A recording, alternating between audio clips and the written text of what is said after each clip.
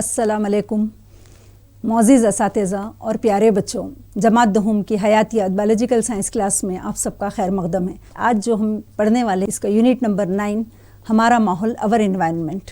پیارے بچوں، ہمارا ماحول ہمارے اطراف اکناف پائی جانے والی جگہ جس میں ہم رہتے ہیں ہمارا ماحول کہلاتا ہے۔ پیارے بچوں، ہمارے ماحول میں کئی اجزاء شامل ہیں۔ ان میں سے چند اجزاء ایسے ہیں ہمارے اطراف جو جاندار ہیں اور کچھ ایسے ہیں جو بے جان ہیں۔ ماحول کی بے جان اشیاء ہیں جیسے گرمی، تپش، درجہ حرارت، مٹی، ہوا، پانی وغیرہ، اور جاندار اجزاء ہیں جیسے انسان، حیوانات، چرندے، پرندے اور سادہ آنکھ سے نظر نہ آنے والے خردبینی عضویے۔ کسی عضویے پر اثر انداز ہونے والے طبعی اور حیاتیاتی عوامل اور ان کے باہمی کیمیائی عمل کو ماحول انوائرمنٹ کہا جاتا ہے۔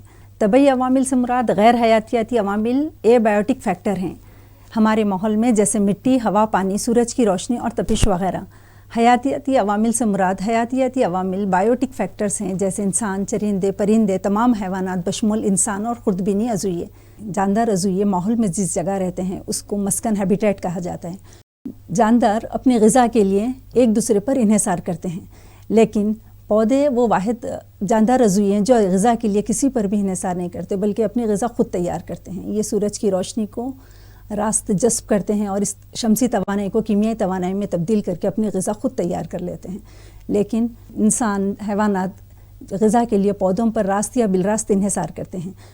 دی گئی تصویر میں ایک خرگوش کو دکھایا گیا ہے کہ خرگوش غذا کے لیے گھاس پر انحصار کرتا ہے، لیکن اسی خرگوش کو سانپ اپنی غذا بنا لیتے ہیں اور اسی سانپ پھر شکرا ہاک کی غذا بن جاتا ہے۔ اس طرح سے ایک زنجیر تیار ہوتی ہے جسے غذائی زنجیر فوڈ چین کہا جاتا ہے۔ اس غذائی زنجیر میں تیر کے نشان کے ذریعے دکھلایا گیا ہے کہ گھاس کو خرگوش اپنی غذا بناتے ہیں اور یہ خرگوش سانپ کی غذا بنتے ہیں اور بالآخر سانپ شکرا کی غذا بن جاتے ہیں۔ اس طریقے سے ایک زنجیر تیار ہوتی ہے جو غذائی زنجیر فوڈ چین کہلاتی ہے۔ کوئی غذائی زنجیر یہ ظاہر کرتی ہے کہ کسی مسرحہ سکونت یا مسکن میں کون کیا کھاتا ہے، اور کسی سراحت کردہ غذائی زنجیر کے بیچ موجود تیر کا نشان غذا خور کے لیے غذا کی جانب اشارہ کرتا ہے۔ کسی غذائی زنجیر کی شناخت ہم کیسے کر پائیں گے؟ پہلا طریقہ رہے گا، بیشتر غذائی زنجیریں نہایت مختصر ہوتی ہیں، یعنی یہ بہت جلد ختم ہو جاتی ہیں۔ نمبر 2، ان غذائی زنجیروں میں بمشکل 4 مراحل ہوتے ہیں۔ نمبر 3، کسی غذائی زنجیر میں پیدا کنندے سے صارفین کی طرف جوں جوں بڑھیں گے ہر مرحلے پر عضویوں کی تعداد گھٹتی جائے گی۔ اب آپ کو مثال کے طور پر سمجھایا گیا ہے، نیچے دی گئی مثالوں کو دیکھیے۔ گھاس کو گھاس ٹڈی کھاتی ہے، اور یہ گھاس ٹڈی کو مینڈک اپنی غذا بناتے ہیں اور مینڈک سانپ کی غذا بن جاتے ہیں اور بالآخر شکرا ان سانپ کو کھا لیتا ہے۔ دوسری مثال میں دیکھیے، گھاس کو خرگوش اپنے غذا کے طور پر استعمال کرتے ہیں اور یہی خرگوش لومڑی کی غذا بن جاتے ہیں اور پھر بھیڑیے ان لومڑیوں کو کھا جاتے ہیں۔ تیسری مثال دیکھیے، گھاس بکری استعمال کرتی ہے، بکری کھاتی ہے اور اس بکری کو پھر انسان استعمال کر لیتا ہے، انسان اپنی غذا کے طور پر استعمال کر لیتا ہے۔ پیارے بچوں، اس طریقے سے آپ نے دیکھا کہ ایک غذائی زنجیر 3-4 مرحلوں پر مشتمل ہوتی ہے۔ اس میں زیادہ سے زیادہ 4 مرحلے ہوتے ہیں، لیکن چند غذائی زنجیریں ایسی ہیں جو 5 مرحلوں پر بھی مشتمل ہوتی ہے۔ اس یونٹ میں آپ غذائی زنجیر کے مراحل سے واقف ہوں گے۔ پہلا مرحلہ پیدا کنندے پروڈیوسرز کہلاتا ہے۔ غذائی زنجیر کا دوسرا مرحلہ ابتدائی صارفین پرائمری کنزیومرز کہلاتا ہے۔ غذائی زنجیر کا تیسرا مرحلہ ثانوی صارفین پر مشتمل ہوتا ہے جنہیں سیکنڈری کنزیومرز کہا جاتا ہے، اور چوتھا مرحلہ ثالثی صارفین ٹرشیری کنزیومرز کا ہوتا ہے۔ پیدا کنندے سے اسی میں پھر آپ کو بتایا گیا ہے کہ پیدا کنندہ ہمیشہ پہلا مرحلہ رہیں گا، ابتدائی صارف، ثانوی صارف، ثالثی صارف اور اعلیٰ گوشت خور۔ اب ہم دیکھیں گے کہ پیدا کنندے ہمیشہ سبز پودے، درخت، جھاڑیاں، شربس، بوٹیاں، کریپرز، رینگنے والے پودے یا آبی پودے ہائیڈروفائٹس اور الجی ہوں گے، جبکہ صارفین یا کنزیومرز ایسے تمام حیوانات جو راست یا بالراست پیدا کنندوں پر انحصار کرتے ہیں۔ ابتدائی صارفین ایسے حیوانات جو اپنے غذا کے لیے پیدا کنندوں پر انحصار کرتے ہیں۔ پیدا کنندے پرائمری کنزیومرز کہلائیں گے۔ ابتدائی صارفین عام طور پر نبات خور جانور ہربی وورس ہوں گے جیسے بکری، گائے، ہرن اور گھوڑا وغیرہ۔ ثانوی صارفین ایسے حیوانات جو اپنی غذا کے لیے ابتدائی صارفین پر انحصار کرتے ہیں، ایسے حیوانات کہلائیں گے ثانوی صارفین، سیکنڈری کنزیومرز۔ یہ کارنیوورس رہیں گے جو ابتدائی صارفین کو اپنی غذا کے لیے استعمال کریں گے، اور ثالثی صارفین टर्शरी कंज्यूमर्स, ऐसे हैवानात जो अपनी ग़िज़ा के लिए सानवी सारिफिन सेकेंडरी कंज्यूमर्स को अपनी ग़िज़ा बनाएंगे। तो इस तरीके से इन तमाम के दरमियान ग़िज़ा का एक सिलसिला मौजूद होगा। हर ग़िज़ाई ज़ंजीर पैदा कुनिंदे से ही शुरू होती है, इब्तिदाई सारिफिन और सानवी सारिफिन पर भी ख़त्म हो सकती है। इसमें सालिसी सारिफिन भी शामिल हो सकते हैं किसी ग़िज़ाई ज़ंजीर में, और किसी ग़िज़ाई ज़ंजीर में आला गोश्तखोर हैवानात भी शामिल हो सकते हैं। ग़िज़ाई ज़ंजीर का मकसद तवानाई का एक दर्जे से दूसरे दर्जे में मुंतकिल होना है। सूरज ही तवानाई का सबसे अहम ज़रिया होता है। सूरज से हासिल होने वाली तवानाई को पैदा कुनिंदे जज़्ब कर लेते हैं, इस शमसी तवानाई को ये क़ैद कर लेते हैं और इसे कीमियाई तवानाई में तब्दील कर देते हैं और अपनी ग़िज़ा तैयार कर लेते हैं। किसी माहौली निज़ाम में ज़िंदा अज़ुइये ज़िंदा रहने के लिए ग़िज़ा से तवानाई हासिल करते हैं और सूरज तवानाई का असल ज़रिया होता है। नंबर 2, किसी ग़िज़ाई ज़ंजीर से ज़ाहिर होता है कि तवानाई किस तरह एक अज़ुइये से दूसरे अज़ुइये में मुंतकिल होती है। हर एक मुंतकिली पर तनफ़ुसी अमल और दीगर अफ़आल के दौरान पैदा होने वाली तवानाई का एक बड़ा हिस्सा 80 से 90% हरारत की शक्ल में ज़ाय हो जाता है।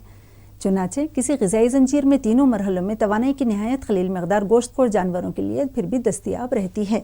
हमारे हयाती कुर्रे में, हयाती कुर्रा यानी ज़मीन को हयाती कुर्रा बायोस्फीयर कहा जाता है। हमारे हयाती कुर्रे में कई माहौली निज़ाम मौजूद हैं, जैसे जंगल का माहौली निज़ाम, तालाब का माहौली निज़ाम, रेगिस्तान का माहौली निज़ाम, अलग अलग किस्म के माहौली निज़ाम मौजूद हैं। इन माहौली निज़ामों में एक माहौली निज़ाम है जो आपको बतौर मिसाल दिया गया है, वो है किलिमंजारो। अफ्रीका का एक इलाका किलिमंजारो जो इस माहौली निज़ाम के लिए काफ़ी अहमियत का हामिल है, जहाँ पर हमारे हयाती कुर्रे में कई बड़े माहौलियाती निज़ाम वाक़ होते हैं। ज़मीनी माहौली निज़ाम ज़्यादातर खुदबैन और ख़त इस्तवा के दरमियान पाए जाने वाले फ़र्क की बुनियाद पर मुतय्यन किए जाते हैं। इसी तरह अगर आप किसी पहाड़ पर चढ़ाई करते हैं, जैसे अफ्रीका के ख़त इस्तवाई हिस्से में वाक़ किलिमंजारो पर जाएं, तो आप पहाड़ के दामन में पाए जाने वाले हाराबाशी जंगल से लेकर इसकी दायमी बर्फानी चोटी तक मुख्तलिफ काबिल तक़ाबुल माहौली निज़ाम से रोशनास होंगे। अभी किलिमंजारो का नाम सुना है, ये अफ्रीका में वाक़ एक माहौली निज़ाम में एक इलाक़ा है किलिमंजारो, जो माहौली निज़ाम के लिए एक अमली नमूना पेश करता है। आइए एक छोटे से वीडियो के ज़रिए हम इसको देखेंगे। हयाती कुर्रे में कई बड़े माहौली निज़ाम वाक़ होते हैं। ज़मीनी माहौली निज़ाम ज़्यादातर खुदबैन और ख़त इस्तवा के बैन पाए जाने वाले मौसमी हालात के तग़य्युरात के फ़र्क की बुनियाद पर मुतय्यन किए जाते हैं। इसी तरह अगर आप किसी पहाड़ पर चढ़ाई करते हैं, जैसे अफ्रीका के ख़त इस्तवाई हिस्से में वाक़ किलिमंजारो पर जाएं, तो आप पहाड़ के दामन में पाए जाने वाले हाराबाशी जंगल से लेकर उसकी दायमी बर्फ़ानी चोटी तक आप मुख्तलिफ़ काबिल तक़ाबुल माहौली निज़ाम से रूशनास होंगे। आपको दिखाया जाने वाला वीडियो किलिमंजारो का है। इसमें पहाड़ के दामन में काबिल लिहाज माहौली निज़ाम मौजूद है और इसके पहाड़ की चोटी बर्फ़ से ढकी होती है, बर्फ़ानी। तो बच्चों, ये आपको एक माहौली निज़ाम बताने के लिए ये वीडियो दिखलाया गया है। किसी माहौली निज़ाम में सिर्फ़ एक ही ग़िज़ाई ज़ंजीर नहीं पाई जाती, बल्कि इसमें कई ग़िज़ाई ज़ंजीरें मौजूद होती हैं। दी गई तस्वीर देखिए, ये मुख्तलिफ़ माहौली निज़ामों में मौजूद ग़िज़ाई ज़ंजीरें हैं। तालाब का माहौली निज़ाम, पॉन्ड इकोसिस्टम, सब्ज़ेज़ार का माहौली निज़ाम, ग्रासलैंड इकोसिस्टम और जंगल का माहौली निज़ाम फॉरेस्ट इकोसिस्टम है। तो इस तरीके से इसमें 3 माहौली निज़ाम दिखाए गए हैं। कई ग़िज़ाई ज़ंजीरें आपस में फिर एक जगह पर मिल जाती हैं, जिसके बारे में हम आगे देखेंगे कि किस तरह आपस में मिलकर ग़िज़ाई जाल तैयार करती हैं। इस यूनिट में आप एक नई इस्तिलाह से भी मुतारिफ़ होंगे। वो इस्तिलाह है कंज इज़लत या निश। किसी ग़िज़ाई ज़ंजीर में वो मुकाम जहाँ पर एक मखसूस अज़ुइया मौजूद रहता है, वो उसका निश कहलाता है। जैसे कि दी गई माहौली निज़ाम की मिसाल में जंगल के माहौली निज़ाम में हिरन इसकी ग़िज़ा के लिए वो नबातात पर इन्हिसार करता है, इसका एक मखसूस कंज इज़लत या निश होता है। जबकि गोश्तखोर शेरों का जो मजबूत जबड़े और पंजे रखते हैं, इनका एक मखसूस कंज इज़लत निश होता है। इस तरह कंज इज़लत निश किसी ग़िज़ाई जाल में किसी हैवान के मुकाम और रिहाइश पर ग़िज़ा को बतलाता है। यानी एक मखसूस जानवर किसी माहौली निज़ाम में एक मखसूस निश पर होता है और हमें ये भी पता चलता है कि कोई हैवान कहाँ से और कैसे अपनी खुराक हासिल करता है। यहाँ पे बताया गया है, तो बारहसिंगा पौधों पर इन्हिसार करता है। तो बारहसिंगा जिस मुकाम पर पाया जाता है वो उसका निश कहलाता है। यानी बारहसिंगे जिस जंगल में जिस जगह रहेंगे, जिस माहौली निज़ाम के जिस हिस्से में रहेंगे, वो उनका निश कहलाएगा। इसी तरीके से मजबूत जबड़ों और मजबूत पंजे वाले शेर जिस मुकाम पर रहेंगे वो उनका निश कहलाएगा। تو ہم دیکھتے ہیں یہ غذائی زنجیر صرف 3 مراحل پر ہی ختم ہو گئی ہے، یعنی باراسنگے درختوں پر یا سبزے زار پر انحصار کرتے ہیں اور ان یہ باراسنگے شیر کے غذا بن جاتے ہیں۔ درمیان میں جو ماحولی نظام بتایا گیا ہے یہ 5 مراحل پر مشتمل ہے، جس میں پیدا کنندے پودے ہیں اور پودوں کو کھانے والے حشرات ہیں، اور ان حشرات کو کھانے والے مینڈک تیسرے، یعنی پیدا کنندے، ابتدائی صارفین، ثانوی صارفین، اور ان مینڈکوں کو کھانے والے سانپ ثالثی صارفین، اور اس کا 5واں مرحلہ ہے شکرا ہاک اعلیٰ گوشت خور کی مثال ہے۔ تو یہ غذائی زنجیر صرف 3 مراحل پر مشتمل ہے، جبکہ درمیانی غذائی زنجیر 5 مراحل پر مشتمل ہے، یعنی 5 مرحلوں میں تکمیل پا رہی ہے۔ سیدھی جانب جو غذائی زنجیر بتائی گئی ہے یہ 4 مراحل پر مشتمل ہے، یعنی کہ یہ تالاب کا ماحولی نظام پونڈ ایکو سسٹم ہے۔ اس ماحولی نظام میں چھوٹے جاندار جو آبی پودوں کو کھاتے ہیں، چھوٹے پتنگے اور مچھلیاں، یہ چھوٹی مچھلیاں بڑی مچھلی کی غذا بن جاتی ہیں، اور اس بڑی مچھلی کو سارس کرین اپنے غذا بنا لیتے ہیں۔ تو اس طریقے سے دی گئی تصویر میں مختلف ماحولی نظام میں غذائی زنجیریں بتائی گئی ہیں۔ پیارے بچوں، کسی بھی ماحولی نظام میں کوئی غذائی زنجیر تنہا یا اکیلی نہیں پائی جاتی، اس میں کئی غذائی زنجیریں مل کر ایک غذائی جال تیار کرتی ہیں۔ جب ان کی مختلف مثالوں پر غور کیا جاتا ہے تو ہمیں ایک جال نما ساخت نظر آتی ہے۔ دیکھیے، غذائی جال فوڈ ویب ہیں۔ قدرت میں غذائی زنجیریں سادہ اور سیدھے خط میں نہیں ہوتی، وہ اکثر ایک دوسرے سے جڑی ہوئی ہوتی ہیں، کیونکہ ہر ایک کی توانائی کی سطح یا مرحلے پر صارفین کے انتخاب کے لیے غذا کے کئی متبادل اشکال موجود ہوتے ہیں۔ ہر سطح پر کئی اشکال موجود ہوتے ہیں۔ مثال کے طور پر اس شکل میں دیکھیں کہ یہاں پر 4 ماحولی نظام دکھائے گئے ہیں، غذائی زنجیریں ہیں۔ کئی غذائی زنجیریں مل کر آپس میں کیا تیار کر رہی ہیں؟ غذائی جال فوڈ ویب تیار کر رہی ہیں۔ تو یہاں پہ 4 ماحولی نظام دیے گئے ہیں۔ پہلا ماحولی نظام جنگل کا ماحولی نظام ہے، یہ سیدھے ہاتھ پہ جو ہے جنگل کا ماحولی نظام۔ اس کے بعد کا سبزے زار کا ماحولی نظام ہے، یہ دونوں بھی زمینی ماحولی نظام ہے۔ اور آخری جو بتایا گیا ہے یہ آبی ماحولی نظام ہے، یعنی پونڈ تالاب کا ماحولی نظام یا آبی ماحولی نظام، ایکویٹک ایکو سسٹم ہے۔ تو اس طریقے سے ایک حیاتی کرے میں موجود مختلف ماحولی نظاموں کو دکھلایا گیا ہے، یعنی کسی جنگل میں تالاب بھی موجود ہوتا ہے، نہر یا دریا موجود ہوتی ہے، اور وہاں پہ زمینی خطے یا سبزے زار بھی موجود ہوتا ہے۔ تو وہاں پر موجود یہ مختلف ماحولی نظام کو دکھلایا گیا ہے، یعنی ایک ہی جگہ پر ایک ہی مقام پر اتنے ساری غذائی زنجیریں موجود ہوتی ہیں۔ اب تک ہم نے غذائی زنجیر اور غذائی جال کے متعلق معلومات حاصل کی۔ بچوں، اب ایک نئی اصطلاح آپ کے سامنے آئیں گی، حالانکہ اس اصطلاح سے آپ واقف ہیں، اس ٹرم سے آپ واقف ہیں، احرام مصر۔ کیا آپ احرام مصر کے متعلق سن چکے ہیں یا آپ اس کے متعلق کچھ جانتے ہیں؟ آئیے اس دی گئی تصویر میں احرام دیکھیے۔ دراصل یہ فرعون کی قبریں ہیں جو مصر میں موجود ہیں، اور یہ پیرامڈ یہ مثلثی شکل کے ہوتے ہیں۔ اب ان کی شکل سہگونی ٹرائیگونل ہوتی ہے اور یہ راس پر ایک نقطے پر مل جاتے ہیں۔ تو ان کی خاصیت کیا ہوتی ہے؟ یہ راس پر ایک نقطے پر مل جاتے ہیں۔ آپ اس چش و پنج میں ہوں گے، حیاتیات مضمون میں یہ احرام مصر کہاں سے آ گئے؟ احرام مصر بتانے کا مقصد ہے اسی ساخت کو مد نظر رکھتے ہوئے مختلف سائنسدانوں نے غذائی ماحول کے مخروط پیش کیے، یعنی ماحولیاتی مخروط پیش کیے۔ اب ہم آئیں گے ماحولیاتی احرام، ایکولوجیکل پیرامڈ۔ ماہرین ماحولیات احرام کے نظریے کو کسی غذائی زنجیر میں موجود عضویوں کے درمیان موجود تعلق کے اظہار کے لیے استعمال کرتے ہیں۔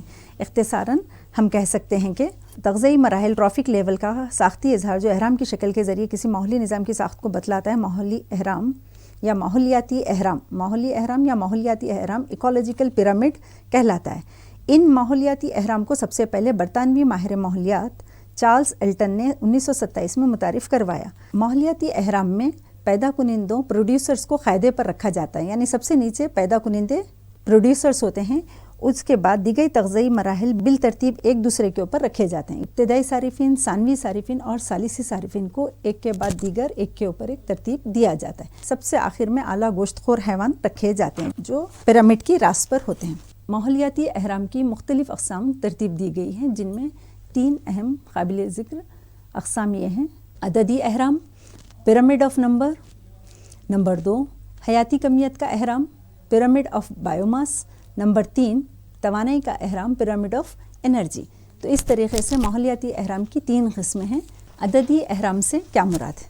کئی ماہرین حیاتیات نہ صرف زندہ عضویوں کے مابین پائے جانے والے غذائی تعلق بلکہ غذائی زنجیر میں ہر کڑی میں عضویوں کی تعداد کے تقابل میں دلچسپی رکھتے ہیں۔ تقابل کے لیے جو اصطلاحات استعمال کی جاتی ہیں وہ بیشتر کئی متعدد اور کمیاب وغیرہ ہیں۔ किसी अहराम में ग़िज़ाई ज़ंजीर में अज़ुयों को अशकाल के ज़रिए ज़ाहिर किया जाता है, यानी अददी अहराम में पिरामिड ऑफ नंबर में अज़ुयों को उनकी अशकाल से ज़ाहिर किया जाता है। हर जानदार को इस अहराम में शक्ल से ज़ाहिर किया जाता है। ग़िज़ाई ज़ंजीर में हर मरहले में पट्टी अफराद की तादाद को ज़ाहिर करती है। इसमें अफराद की तादाद को ज़ाहिर किया जाता है, यानी सबसे आखिरी पट्टी में ज़्यादा तादाद रहती है, उसके बाद तादाद आहिस्ता आहिस्ता ऊपर की जानिब घटती जाती है। अददी अहराम में ग़िज़ाई ज़ंजीर में हर मरहले यानी इब्तदाई सारिफीन से लेकर सानवी सारिफीन तक और सानवी सारिफीन से सालिसी सारिफीन तक और आला गोश्तखोर अज़ुयों तक जानवरों की जसामत में इजाफा होता जाता है। यानी नीचे जो अजसाम रहेंगे, जो पौधे रहेंगे, घास रहेगी, इनकी जसामत छोटी रहेंगी। उसके बाद इब्तदाई सारिफीन की जसामत कुछ बड़ी रहेंगी, फिर सानवी सारिफीन की जसामत कुछ फिर बड़ी और उससे बड़े सालिसी सारिफीन की जसामत और सबसे बड़े आला गोश्तखोर हैवानों की जसामत होंगी, लेकिन इनकी तादाद में कमी होती जाती है। लेकिन जिस तरह हम नीचे से ऊपर की जानिब जाते हैं, इनकी तादाद में कमी होती जाती है। किसी जंगल के माहौली निज़ाम को हम बतौर मिसाल ले सकते हैं। जंगल में रोकजू, यहाँ पे जो बताया गया है, रोकजू की जसामत बहुत ही छोटी होती है, लेकिन इनकी तादाद कसीर होती है, लेकिन इनकी तादाद ज़्यादा रहती है रोकजू की, जो पहला दर्जा है इब्तदाई सारिफीन का। इन रोकजुओं से बड़े हशरात खोर परिंदे हैं जो इन भौरों को इस्तेमाल करते हैं। इन रोकजुओं को भौरें खाते हैं दूसरे मरहले पे, सानवी सारिफीन पे। तो ये भौरे इन रोकजुओं को खाते हैं। ये रोकजुओं को एफिड्स कहते हैं। इन एफिड्स को ये भौरे अपने ग़िज़ा के तौर पे इस्तेमाल करते हैं। तो रोकजुओं की जसामत भौरों से छोटी होती है, लेकिन इनकी तादाद ज़्यादा होती है, जबकि भौरे जसामत में बड़े होते हैं, लेकिन इनकी तादाद रोकजुओं से कम होती है। इन भौरों को हशरात खोर परिंदे अपनी ग़िज़ा बना लेते हैं। ये हशरात खोर परिंदे जसामत में भौरों से बड़े होते हैं, लेकिन ये इनकी तादाद भौरों से और कम होती है। जिस तरह आप शक्ल में देख रहे हैं, यहाँ पे सिर्फ 3 हशरात खोर परिंदे दिखे। आला गोश्तखोर हैवान इन हशरात खोर परिंदों को अपनी ग़िज़ा बना लेते हैं, जबकि इन आला गोश्तखोरों का सिर्फ एक ही जोड़ा पाया जाता है। उस मुकाम पर सिर्फ एक ही जोड़ा मौजूद होता है, लेकिन ये जसामत में इन गोश्तखोर परिंदों से बड़े होते हैं। तो इस तरीके से ये अदद को ज़ाहिर करते हैं कि कौन से मरहले पर कितनी तादाद मौजूद है उनकी। तो इसलिए इन्हें अददी अहराम कहा जाता है। तो ये पहला माहौलियाती अहराम का जो सबसे पहला जो किस्म है वो अददी अहराम है, और इसमें जानदारों की तादाद और इनकी जसामत को मद्देनज़र रखा जाता है। दूसरा अहराम है हयाती कमियत का अहराम।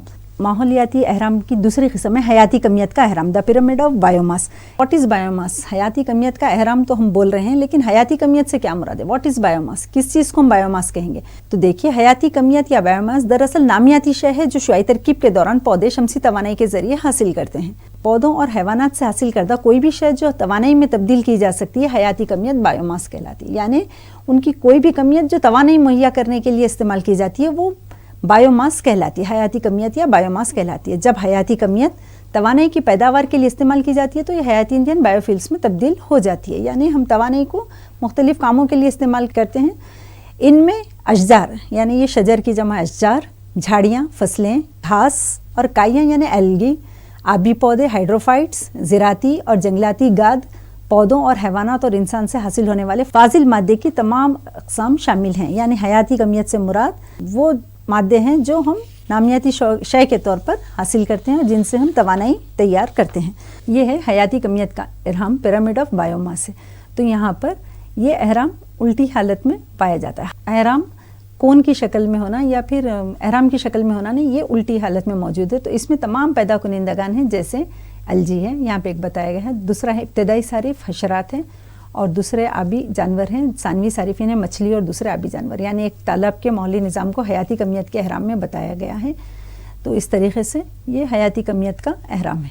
हमने देखा माहौलियाती अहराम 3 किस्म के होते हैं। अददी अहराम जिसमें जानवर की जसामत और इनकी तादाद को मद्देनज़र रखा जाता है। दूसरा हयाती कमियत का अहराम, तीसरा या पिरामिड ऑफ बायोमास, और तीसरा और आखिरी देखेंगे हम माहौलियाती अहराम की तीसरी और आखिरी किस्म है तवानाई का अहराम, द पिरामिड ऑफ एनर्जी। आइए इस शक्ल को देखते हैं। ग़िज़ा अज़ुयों के लिए तवानाई का ज़रिया है। हम जानते हैं कि ग़िज़ा अज़ुयों के लिए तवानाई का ज़रिया होती है जो जिस्म की नशोनुमा और बास्तामीर के लिए इस्तेमाल होती है। हम जानते हैं कि तमाम जानदारों के जिस्म में मुसलसिल टूट फूट का अमल जारी रहता है। ग़िज़ा अपनी फितरत के लिहाज से कीमियाई तवानाई से मुज़य्यन होती है और ये ज़ख़ीरा शुदा हालत में पाई जाती है। ये तवानाई बिलख्वा है, यानी ग़िज़ा में जो तवानाई मौजूद होती है वो तवानाई बिलख्वा है। अज़ुयों में अशिया का मुसलसिल इंतज़ाब अमल में लाते हुए नामियाती अशिया की तैयारी और इन नामियाती अशिया को गैर नामियाती शक्ल में तब्दील करने और ख़ारिज करने के लिए हमारे जिस्म में मुतअद्दिद میکانزم موجود ہوتے ہیں، یعنی جانداروں کے جسم میں متعدد میکانزم موجود ہوتے ہیں۔ غذائی جال اور غذائی زنجیریں پیدا کنندوں سے مختلف صارفین تک اور غذا اور توانائی کی منتقلی میں معاون ہوتی ہے۔ پیارے بچوں، ہماری غذا مختلف اجزاء پر مشتمل ہوتی ہے، مختلف جز ہے ہماری غذا کے، جن میں سے ایک جز ہے دہی۔ تو پیارے بچوں، دہی ہم جو غذا میں جو ہم دہی کرڈ استعمال کرتے ہیں وہ دودھ سے بنتا ہے۔ دہی کہاں سے تیار ہوتا ہے؟ دہی دودھ سے بنتا ہے، اور دودھ ہم گائے سے حاصل کرتے ہیں۔ تو اس طریقے سے، اور گائے اپنی غذا کے لیے کس پر انحصار کرتی ہے؟ پودوں پر انحصار کرتی ہے۔ تو اس طریقے سے ہم بالآخر پھر ہم توانائی کا ذریعہ شمسی توانائی ہے، یعنی جہاں سے یہ حاصل ہوتا ہے۔ اچھا، یہاں پہ دیکھیے، یہاں پہ دیے گئے یہ توانائی کا احرام ہے۔ تو یہاں پہ یہ احرام بتا رہا ہے کہ گھاس 10 کلو حرارے، یعنی توانائی کو جس اکائی میں ناپا جاتا ہے وہ ہے حرارے ہے، حرارے کلو حرارے۔ تو اس اکائی میں اسے ناپا جاتا ہے توانائی کو۔ ہم دیکھ رہے توانائی کی سطح دیکھ رہے، تو یہ تیسرے اور آخری قسم کا احرام ہے۔ تو گھاس 10 کلو حرارے ہیں۔ تو جب یہ 10 کلو حرارے گھاس یہ جب غذا کا حصہ بنتی ہے، جب یہ ٹڈے کی غذا کا حصہ بنتی ہے تو 1000 کلو حرارے میں تبدیل ہوتی ہے، یعنی اس کا صرف 10واں حصہ حاصل کر پاتی ہے۔ پھر یہ اس کا 10واں حصہ، یعنی مینڈک کی جب غذا، مینڈک جب ان حشرات کو کھاتا ہے تو یہ حشرات مینڈک میں 100 کلو حرارے توانائی کو منتقل کرتے ہیں، اور اس طریقے سے سانپ جو ان مینڈکوں کو کھاتے ہیں ان میں 10 کلو حرارے یہ توانائی منتقل ہو پاتی، یعنی 10,000 کلو حرارے سے توانائی مسلسل گھٹتی چلی جاتی ہے اوپر کی جانب، اور یہ آخر میں جب یہ شکرا یا ہاک کی غذا بنتا ہے تو یہ صرف 1 کلو حرارے توانائی رہ جاتی ہے۔ تو اس طریقے سے توانائی مسلسل اوپر کی جانب گھٹتی چلی جاتی ہے۔ تو یہ تھا توانائی کا احرام۔ اس یونٹ میں آپ مختلف نئی اصطلاحات سے واقف ہوئے ہیں، جیسے غذائی زنجیر، غذائی جال، اور اس طریقے سے آپ نے مختلف قسم کے ماحولی نظام دیکھے اور کس طریقے سے مختلف قسم کے غذائی جال تیار ہوتے ہیں وہ دیکھیں۔ آئیے اب آپ نے ماحولیاتی احرام کے متعلق معلومات حاصل کی، اور آپ نے جانا کہ ماحولیاتی احرام مختلف قسم کے ہوتے ہیں۔ اس کلاس کے ہم آخری مرحلے پر پہنچتے ہیں، جس میں ہم حرارت کا اخراج، انرجی ریلیز دیکھیں گے۔ کسی بھی ماحولی نظام میں توانائی سورج کی روشنی سے شمسی توانائی کی شکل میں پیدا کنندوں میں پہنچتی ہے، یعنی شمسی توانائی سورج توانائی کا ذریعہ ہوتا ہے، اور شمسی توانائی سولار انرجی کی شکل میں یہ پیدا کنندوں تک پہنچتی ہے۔ پیدا کنندے یعنی تمام سبز پودے اور ضیائی تالیفی بیکٹیریا اس توانائی کو کیمیائی توانائی میں تبدیل کرتے ہیں، یعنی سب پیدا کنندے پروڈیوسرز کون رہیں گے؟ سبز پودے یا شعاعی ترکیبی بیکٹیریا، ضیائی تالیفی بیکٹیریا یہ پیدا کنندے رہیں گے، اور یہ شمسی توانائی کو یہ کیمیائی توانائی میں تبدیل کریں گے۔ یہ کیمیائی توانائی پیدا کنندوں سے صارفین میں ایک تغذئی مرحلے سے دوسرے تغذئی مرحلے میں غذا کے ذریعے منتقل ہوتی ہے، یعنی اس کیمیائی توانائی کو اب صارفین کتنے قسم کے ہم دیکھ لیے؟ صارفین ابتدائی صارفین، ثانوی صارفین، ثالثی صارفین اور اعلیٰ گوشت خور، یہ تمام صارفین ہیں۔ یہ صارفین، یہ کیمیائی توانائی غذا کے ذریعے ان صارفین میں منتقل ہوتی ہے، یعنی یہ کیمیائی توانائی کی شکل میں ہی منتقل ہوتی ہے، یعنی ہم جو غذا کھاتے ہیں وہ کیمیائی اجزاء پر مشتمل ہوتے ہیں۔ عضویے ہر تغذئی مرحلے پر بیشتر توانائی کو استعمال کرتے ہوئے اپنے جسم کا حصہ بناتے ہیں، جو ان کے جسم کے تحولی ضروریات جیسے کام کی انجام دہی، نشو و نما اور تولید وغیرہ میں استعمال ہوتی ہے، یعنی تمام صارفین اپنے مختلف کاموں کے لیے اس توانائی کو استعمال کرتے ہیں۔ توانائی کی قابل قدر مقدار حرارت کی شکل میں ضائع ہو جاتی ہے، یعنی کہ ہر مرحلے پر پیدا کنندوں کے مرحلے پر حرارت کی شکل میں توانائی ضائع ہوتی ہے، پھر صارفین جب اسے استعمال کرتے ہیں تو اپنے مختلف کاموں کی انجام دہی کے دوران بھی یہ حرارت کی شکل میں ضائع ہوتی ہے، لہٰذا توانائی کا احرام ہمیشہ سیدھا ہوتا ہے۔ تو اس طریقے سے حرارت کی شکل میں توانائی خارج ہوتی ہے۔ تو شمسی توانائی کیمیائی توانائی میں تبدیل ہوتی ہے، اور یہ کیمیائی توانائی مختلف کاموں میں استعمال ہوتی ہے، اور اس تمام کاموں کے دوران حرارت کی شکل میں بھی توانائی کا اخراج عمل میں آتے رہتا ہے۔ اسے حرارت کا اخراج انرجی ریلیز کہتے ہیں، یعنی مکمل توانائی پیدا کنندوں سے صارفین تک منتقل ہونے نہیں پاتی۔ پیارے بچوں، یہ ہمارا جماعت دوم کا نواں یونٹ تھا، ہمارا ماحول، اور انوائرمنٹ، جس کے متعلق ہم نے معلومات حاصل کی۔ پہلا مرحلہ تھا۔ پیارے بچوں، اس کے اگلے حصے کے لیے انشاءاللہ ہم پھر آگے مزید پڑھیں گے۔ جب تک کے لیے اجازت دیجیے۔ السلام علیکم۔